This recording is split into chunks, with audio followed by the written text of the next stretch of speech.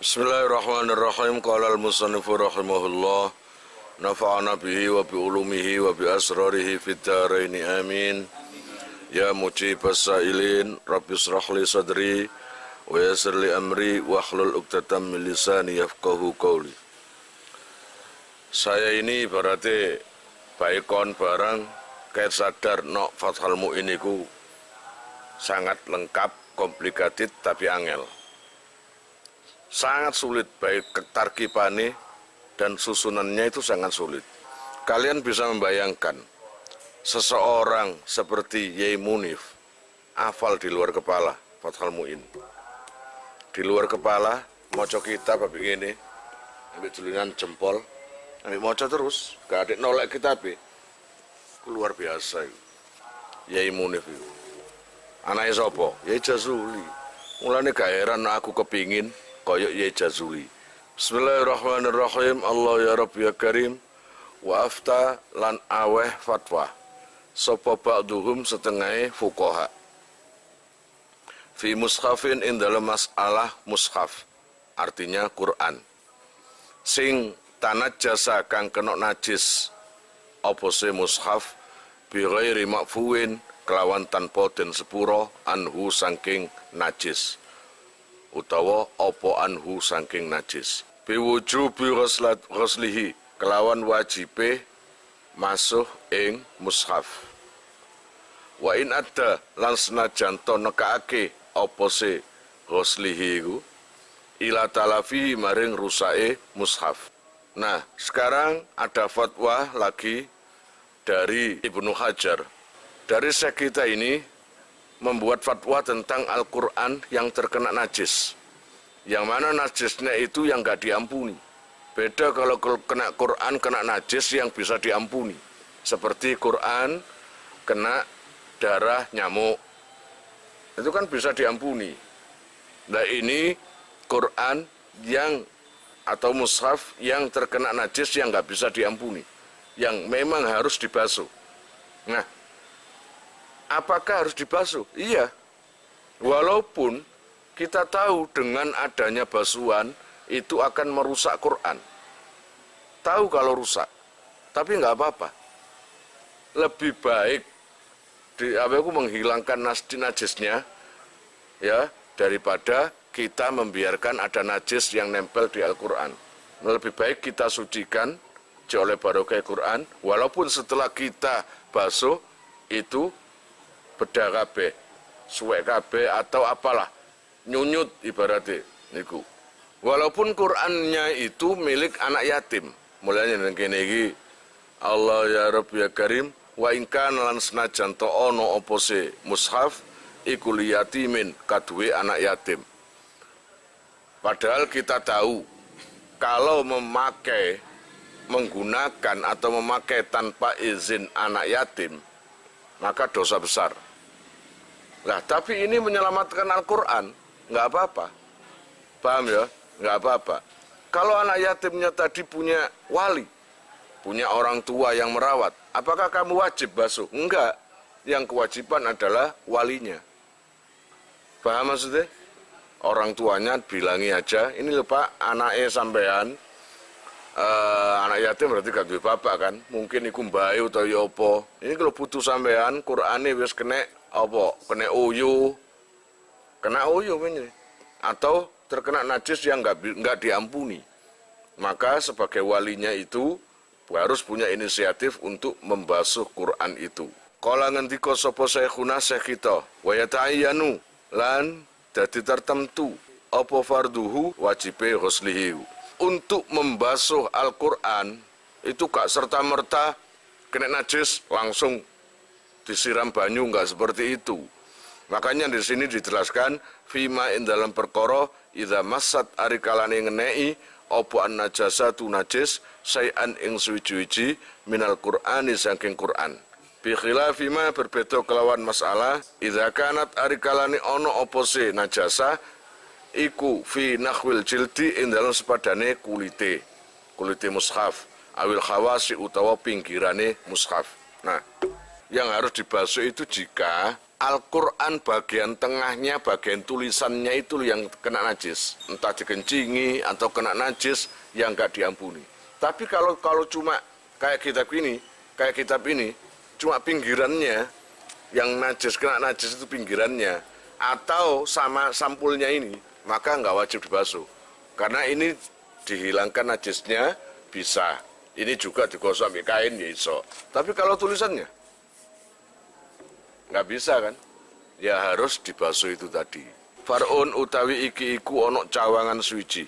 Husalatul mutanajisi utawi basuhane ngono kene atau yang lengkapnya banyu turane barang sing kena najis walau makfuan lan senajan to makfu den sepuro opo anuhu saking mutanajis kadamin kaya dene getih kolilin kang kedik ini fasolat lamun kepisah opo sehusalah wakot zalat lan temen-temen ilang opo al ainu kahanani najis wasifatuha lan sifate najasah walam tataghayyar lan ora owah opo se husalah walam yazid lan ora tambah opo wasnuha timbangane husalah ba'da tibari ma ing dalem sause milang-milang perkara ya khuduhu kang ngalap ing ma opo asaubu baju utawa pakaian minal ma'i saking banyu wal ma'ulan ngalap opo banyu minal wasakhi saking kotoran utawa reget waqat tahura lan hale teman-teman suci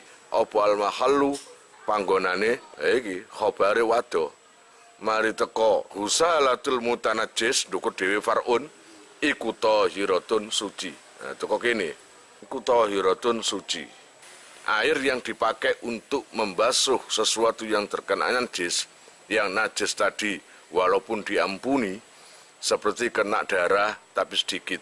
Dan kemudian najisnya itu hilang, airnya hilang, sifatnya juga hilang. Dan tidak merubah kondisi air. Serta timbangan air, berat atau ringannya air tidak tambah. Seumpamanya kamu itu mencuci pakaian dan pakaian itu najis, lalu otomatis pakaian itu ditaruh di timba, di bak atau timba biasa. Di timba atau di bak itu terdapat air, ya sudah ada airnya, atau kita isi air. Seumpamanya kita isi air 1 kilo, sebelumnya itu dibasahi dulu pakaian, digosok, dikasih sabun, semuanya digosok. Nah setelah itu selesai, dibilas, ditaruh ke tempat lagi, ke bak yang tadi, yang airnya sudah dibuang, karena najis-najisnya sudah di air yang pertama itu tadi, paham? Lalu kita masukkan baju-baju atau pakaian kita yang sudah kita anggap suci. Pokoknya baju setelah dibilas, taruh di bak itu lagi. Setelah waktu dibilas itu, di bak terdapat air 10 liter. Setelah itu, setelah bilas selesai, baju itu kita angkat kan? Karena untuk dijemur kan? Mau dijemur. Nah, ketika kita angkat ini, pantasnya air 10 liter, kemudian terserap di kain-kain baju yang mau dijemur, itu kira-kira kalau 10 liter, kira-kira sudoi biro. Berkurangnya itu berapa? Bisa menyerap air berapa liter? Setengah liter. Katakanlah secara normal saja, baju sarung kita angkat semua, kita jemur. Ternyata ada 9,5, itu setengah liter ya. Berarti mestinya air itu ada 9,5 liter. Ternyata lebih kurang lagi, ada katakanlah 8 liter. Ini saya cuci, air ini saya cuci. Atau tadi 9,5, itu suci. Tapi umpomo ketika kita angkat baju itu, jumlahnya sama, 10 liter. Lah ini najis, gak bisa. Ini yang najis, karena apa? Dari mana, mosok? Wong wis terserap air kok gak ada sudah blas loh. Setelah akan mau dijemur, kamu periksa air itu. Ternyata airnya pancet 10 liter. Kalau tetap 10 liter, masuk akal nggak? Enggak. Berarti itu namanya lebih. Lah, kelebihan itu dari mana? Belum tahu, sapa kono yui. Nggak tahu kan? maka di situ dihukumi najis. Atau setelah dikembalikan lagi, setelah ukuran yang kedua, kamu periksa ternyata ukurannya kurang dari 10 liter. Katakanlah 9,5 liter. Ini wajar apa? Wajar. Lah ini suci. Tapi kesucian nggak bisa dipakai wudhu. Cuma suci gitu aja. Kala ngendika sapa syekhuna syekh kita. Wa darulan pertelo apa al-iktifa'u ngalap cukup fihima ing dalem karune ya khudhu minal ma lan ma apa mang alma minal wasah. Dadi bingung kok ono tambahane gak kurang banyu tambahan iku mang teko apa dari pakaian atau dari kotoran gitu loh, atau kotorannya baju atau apalah, saya nggak tahu. Bidon nih kelawan penyono, jadi menjadi najis. Farun utawi iki iku ono cawangan suci idza waqa'a rikalane tumibo fi ta'amin ing dalam panganan jamidin kang atos. Nanti kamu harus tahu kalimat atos ambek cair secara fikih itu seperti apa. Kita kan berpendapat atos itu kayak watu gitu kan, tapi secara gaya Fathul Mu'in atos itu ya apa? Iku cek ro kon. Kasaminin kaya dene lenga samin. Idza waqa'a ari kalene tumiba fi ta'amin jamidin ing dalam panganan sing atos kasaminin kaya lenga samin. Apa fa'ratun tikus. Masalan umpamane setelah masuk nyemplung nang minyak samin utawa lenga keltik famatat mongko mati. Apa se fa'rah. Ulqiyat mongko den uncalake apa se fa'rah. Wa malan minyak utawa perkara haulaha kang ana kiwa tengene fa'rah. Bayane mimma saking barang masaha kang ngeneki apa sema ing fa'rah faqat mongko blakane. Ada satu kasus lagi. Kamu punya sak tong lenga keltik. Kemudian ini suci. Kemudian terdapat tikus mati masuk ke minyak tadi karena nggak bisa nafas mati. Nah, kalau menurut di sini maka ulqiyat ma haulaha wa ma haulaha mimma masaha faqat. Maka apakah minyak tadi najis atau suci? Sebenarnya najis, tapi yang najis adalah bagian yang terkena kulitnya tikus dan bulunya tikus. Berarti katakanlah di sini minyak, tikus di sini. Maka ambil aja tikusnya, kemudian sebagian minyak yang terkena tikus itu tadi buang, sudah suci. Wal baqi lan utawi kerine iku tahirun. Adapun sisa minyak ya suci.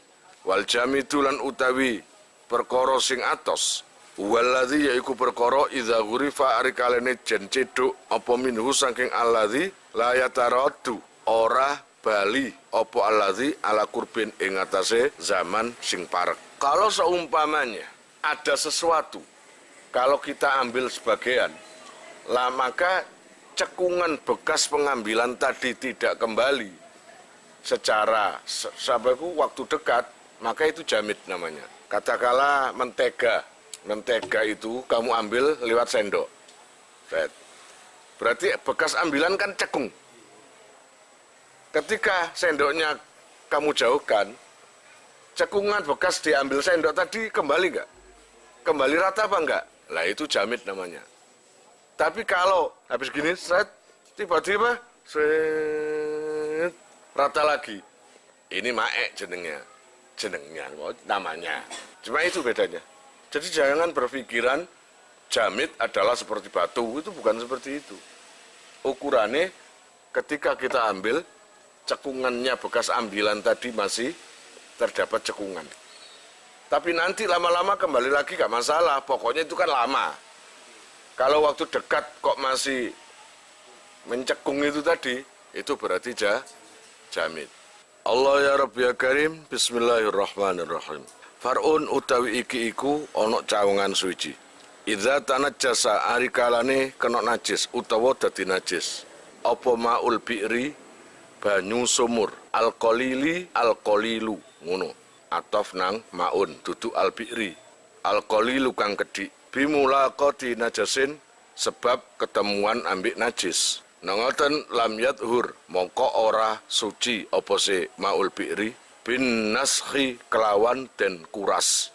Bal yambari balik sayukjo opo alayun zaha yento ora den kuras. Liak surah supaya dadi akeh opo alma ubanyu binabain sebab sumberan. Ausab bimain utawa ngesoki banyu fihi ing dalam maul bi'ri. Jika ada sumur kemasukan najis, katakanlah sumur ada kayak tadi, ada tikus mati atau kucing mati atau ayam mati, maka kalau kamu punya jalan dikuras, maka tidak bisa mensucikan air sumur. Tapi dengan catatan airnya kolil, sedikit, kurang dari 2 kula.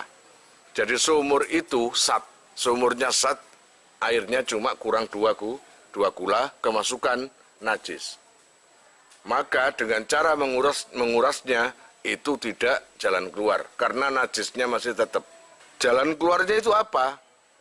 Maka biarkan saja. Yang penting najisnya diambil. Namanya sumur biasanya nyumber sih. Tunggu saja. Sehari 2 hari ngelake dewe banyune. Paham? Kalau sudah banyak, apakah perlu dikuras lagi? Ya nggak perlu, sudah suci. Airnya sudah banyak, lebih dari 2 kula sampai berapa? 20 kula sampai berapa? Wake, itu sudah suci, sudah. Dikuras, nggak perlu. Paham ya? Atau terlalu lama kalian itu.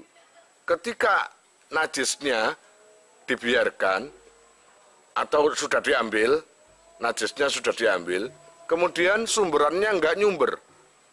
Alah, kesuwen akhirnya tuku banyu galon wake sampai 20 apa jenenge galon. 20 galon. Lalu kamu tumpahkan semua ke sumur itu, maka jadi suci. Karena airnya akan menjadi banyak. Awil kasiru utawa dadi najis apa se banyu sing akeh. Bitaghayyurin sebab owah. Bihi sebab najasah utawa najis. Lam yathur mongko ora suci illa bizawalin angin kelawan utawa angin sebab ilange taghayyur. Jika terdapat najis ada di air yang banyak, air banyak sampai berubah. Nah, ini najis karena berubah airnya. Baik baunya, warnanya, atau rasanya, itu bau semua. Biarkan aja tapi nih, biarkan aja sampai nanti perubahan itu hilang. Baunya sudah enggak pesing, warnanya juga kembali ke semula. Fa'in bagiat mongkolamun tetep fi'in dalam taghayyur apa najasatun najis. Kasare fa'rotin koyok rambute tikus. Walam yataghayyar lan ora owah apa se al-katsir nangoten fatahurun mongko suci. Wa ta'adzara lan ewuh utawa angel apa istimaluhu nggunakake katsir. Idla yakhlu krana ora sepi minhu sangking sya'ri fa'roh apa dalwun timbo. Fal yunzah mongko becik nguraso kuluhu ya sakabehane katsir iku mang. Jika ada tikus masuk di air sumur, akhirnya yang namanya bulu-bulunya itu rontok. Tapi walaupun najis, yang namanya rambutnya tikus, atau tikusnya nggak masuk, cuma rambutnya saja. Jadi mari keramas, jingkri. Kemudian rambutnya itu tertinggal di air sumur itu. Dan air sumur itu nggak berubah. Air banyak tadi nggak berubah. Maka itu najis atau suci? Suci. Fatahurun mongko suci. Tapi airnya nggak bisa digunakan untuk berwudu. Kalaupun kita hilangkan, kita ambil wudu tapi jangan sampai terkena rambutnya tikus. Sangat sulit karena saking banyaknya. Maka airnya itu suci, tapi sulit untuk menggunakan karena kita ciduk yang mana saja ada rambut tikus yang terkena. Berarti, caranya ya apa nasi ngono? Ya kurasen demi untuk menghilangkan rambutnya tikus itu tadi. Fa ini turifa mongko lamun den ciduk apa sesar qablan nazhi ing dalam sadurunge nguras. Walam yatayakon lan ora ngiyakinake sapa man fima ing dalam perkara ikhtarofahu kang nyiduk sapa man ing ma sakron ing rambut lam yadurra mongko ora bahaya apa mah Wa indonnahu lan senajan to nyono ing saer amalan krana nindakake bitakdimil asli kelawan dhisikake asline ala dhahiri ing atas dhahir. Ketika air sumur yang terkena rambut tikus tadi diceduk sebelum dikuras, apakah air itu suci? Airnya suci, tapi gak bisa dipakai wudhu. Ketika kalian itu wudhu dengan hati-hati dengan cara jangan sampai terkena rambutnya tadi, ngono. Lalu kamu pakai timba, terpaksa wudhu kamu pakai timba. Kamu nggak perlu meyakini kalau air ini tercampur dengan rambut. Kamu cukup berprasangka, alah nggak kena. Aku hati-hati kok, saya sudah hati-hati cara ngambil airnya. Insya Allah rambutnya tikus nggak katut. Aku hati-hati, maka bisa dipakai untuk bersuci. Makanya yang kini fi magtarofahu sa'ron lam yadurra wa indonnahu amalan bitakdimil asli ala dhahir. Terus kamu menganggap seperti air yang aslinya, gitu loh ya. Rambutnya tikus nggak katut. Walayatuhru lan ora suci. Apa mutanajisun perkara sing kena najis. Binahwi kalbin kelawan sepadane asu. Illa bisa ba'i ghasalatin kejaba kelawan pitu wasuan. Ba'da zawalil aini ing dalam sakmarine ilange kahanan. Walau bimarrotin lan senajan to iku kelawan pira-pira ambalan. Famuziluha mongko utawi wasuan kang ngilangake ain iku marrotun saambalan wahidatun sepisan. Iqdahunna utawi salah sijine sab'u ghasalat iku biturobin kelawan nganggo lebu. Biturobi tayamumin kelawan nganggo lebu tayamum. Mamzujin kang den campurake bilmai kelawan banyu. Biayu kadira gambari yen to mbudhakake apa seturab almaa ing banyu. Hatta yadhara sehingga pertelo apa asaruhu labete turab fihi ing dalem mak. Wayasila lan tumeka apa seturab biwasitatihi kelawan lantarane mah ila jami'i ajsa'il mahalli maring sekabehane pira-pira juse panggonan al mutanajisi kang kena najis. Wayak filan cukup firrokiti ing dalam banyu sing meneng apa takhrikuhu ngobake mahal sab'an kelawan pitung wasuan. Ini ada masalah baru, masalah tentang sesuatu yang terkena anjing. Berarti anjing itu najis mughalladha. Perkara apapun yang terkena najis dari anjing itu nggak bisa suci kecuali dengan dibasuh 7 kali basuhan. Yang mana sebelum dibasuh itu, kalau jilatan anjing tadi berwarna, berbau, maka hilangkan dulu warnanya. Atau airnya najis itu hilangkan dulu. Sebelum dibasuh loh ya, hilangkan dulu. Kalau kuning, hilangkan kuningnya dulu. Lah, famuziluha marrotun wahidatun. Nah, sebenarnya untuk menghilangkan airnya najis itu basuhan yang pertama, kan 7 basuhan. Maka yang pertama usahakan untuk menghilangkan air najis. Pertama dibasuh, kok masih kuning? Kedua, kok masih kuning? Ketiga, keempat sampai ke-7, maka 7 basuhan terhitung 1. Salah satu basuhan yang 7 itu harus dicampur dengan debu. Campurkan dengan lebu untuk basuhan salah satunya. Gimana tahu air itu kecampur lebu dengan tidak? Ya jelaslah. Kalau air itu kena lebu, pasti ada bedanya dengan yang tidak kena lebu. Apa? Budak. Airnya menjadi keruh atau budak, itu tanda sudah tercampur dengan debu. Gitu loh. Tempat-tempat yang terkena jilatan anjing itu harus dihilangkan airnya. Kala ngendika sapa syekhuna syekh kita, ya zaharu pertelo opo anna dzahaba sak temene budalan. Iku marrotun ambalan wal audulan utawi bali iku akharu ambalan sing weneh fil jari ing dalem banyu sing mili apa muru rusab ijaroyatin liwate pitu pira-pira ilenan banyu. Wala tatriba lan ora ana nyampuri lebu iku maujud fi ardin turabiyatin. Ing dalem bumi sing mengandung lebu. Wong bumi mengandung lebu, gak usah kon campur sebudak dhewe wisan. Ibnu Hajar berkata, kalau kita terkena najis, lalu cara mensucikan dengan cara kamu itu masuk di air. Masuk di air. Jadi airnya itu banyak kan. Masuk di sungai atau manalah. Kamu ambyur gitu aja. Tadi kan kalau kena anjing harus 7 basuhan. Ternyata setelah dibasuh dengan debu, selesai, hilang najisnya, lalu kita menyelam ke air. Lah, hitungan 1, 2, 3 itu yang gimana? Wong, ini masuk di air. Ya kamu gerakkan aja tangan. Kamu nggak buka begini. Digerakkan. Makanya az-zahab nangkono an-zahab marrotun wal audu ukhra. Jadi gini, jika tangan atau kaki kamu gerakkan, ini 1, ini 2. Nah, ya toh? Ini berarti sudah berulang kali nih.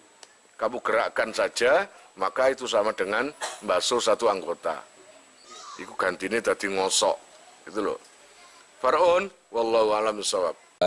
Kalian jika mau nomor HP kalian tak simpan di memori HP saya, SMS aja ke nomor saya dengan mengetik nama, asal, itu aja. Nanti saya save. Lalu nanti akan terhubung ke WA saya. Insya Allah akan ada pemberitahuan, perkembangan tentang NR atau ada video baru atau apa. Biasanya saya umumkan di status WhatsApp ya. Buat para donatur, saya sangat terima kasih. Insya Allah barokahnya, manfaatnya akan sampai pada kalian dan menjadi jariah nanti. Dan akan lestari terus sampai kalian meninggal itu nanti. Jangan khawatir, nama kalian tidak akan saya lupakan.